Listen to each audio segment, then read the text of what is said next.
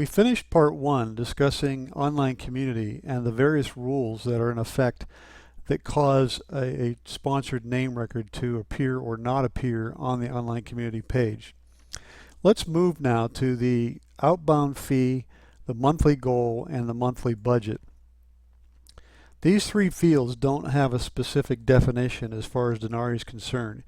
You can use these however you wish. They are mostly informational and don't appear on any reports. However, fields like the monthly budget can be added to the online community page if needed, if you needed to communicate, for example, the amount or some special amount related to this child. The fields from country through position are again optional and are fields that you create the codes for. Many of these fields in this section and above can be displayed on the online community page to give your prospective sponsors more information about the child. You will notice that there are three notes fields. There's no specific reasons for these three separate fields, so you can use them as needed.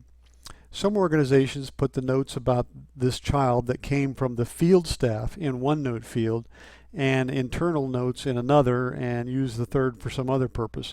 These fields can be added to the OLC page if needed as well. Below, we see there are three HTML editor fields: the short description, the shopping cart description, and the full description. These fields can also be used on the OLC page if needed, and in fact that's probably their only real use. The advantage of using these fields over the notes field is that you can add a photo and format the text if you need to. If you want to include a narrative on your OLC page about this sponsored name record, that's how you would use these fields, and you can discuss that with your Denari staff person who is setting up your online community site.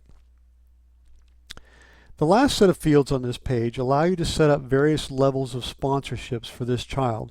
This can also be done globally rather than child by child, but this gives you the ability to customize this for your child.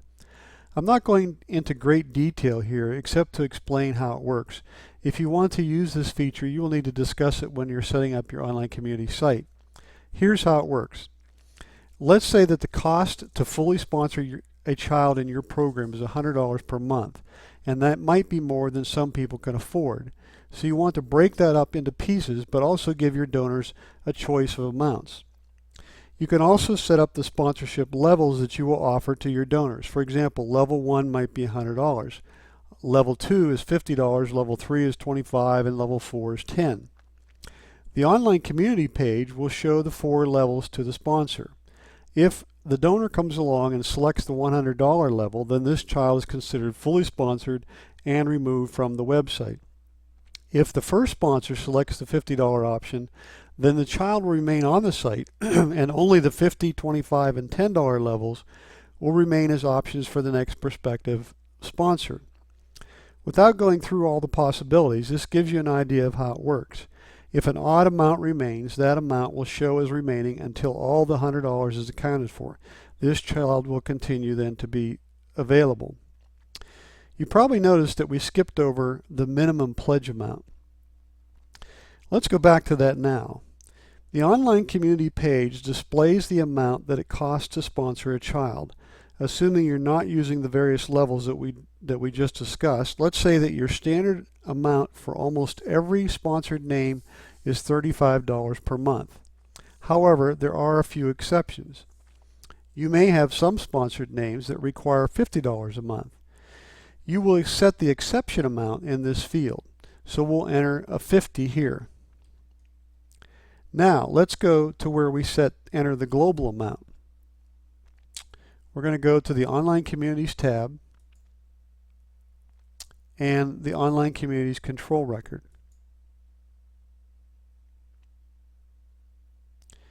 Partway down this page, we find a field that says Monthly Minimum for Sponsorship Pledge, and we'll enter 35 there.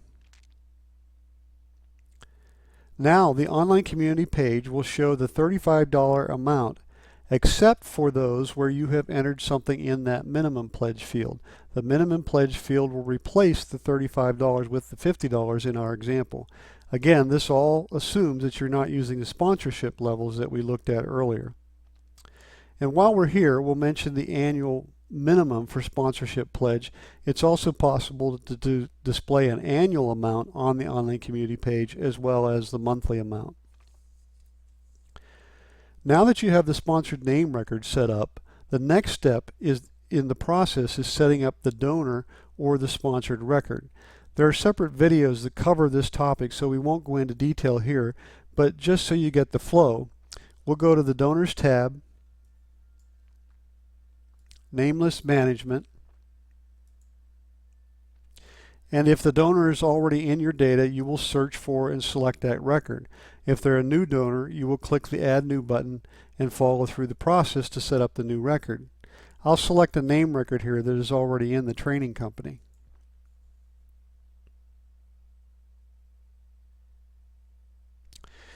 So again, you'll fill out this page and create your name record. Now, as we said earlier, a sponsorship is a pledge. So to continue this process of setting up the sponsorship, we must create a pledge record. And for that, we'll go to the Other Pages drop-down and choose Pledges.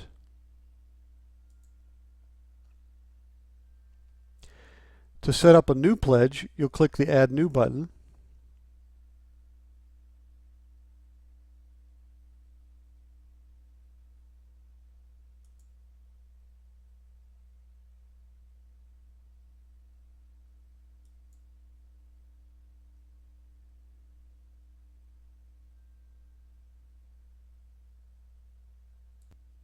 And the first field we see here is the sponsored name field. We'll click the question mark to the right, and that will show you a list of all the available sponsored name records that you have previously set up. Search for the person to be sponsored, and then select that record. This is the link between the sponsor and the sponsored name or child. Again, there are videos that cover the details of setting up a pledge, so we won't cover that here. When the sponsor sends a check for their sponsorship payment, you will create a gift record. In that gift record, you will select the pledge to link that gift to their pledge. That is the process by which the gift gets credited to the sponsored name. The gift gets credited to the pledge, and the pledge is linked to the sponsored name. If you have set up this pledge as a credit card or electronic fund transfer pledge, Denari will automatically create the gift record for you and apply the gift to the pledge. Again, that is covered in more detail in the pledge videos. If someone chooses to sponsor a child through online community, the process of setting up the name record and the pledge will be done automatically by Denari, and you won't need to do all the things that we've just covered here. This completes the process of setting up a sponsorship. We will cover reports and other miscellaneous topics in the next video. If you have any questions, you can contact tech support through the support system in Denari.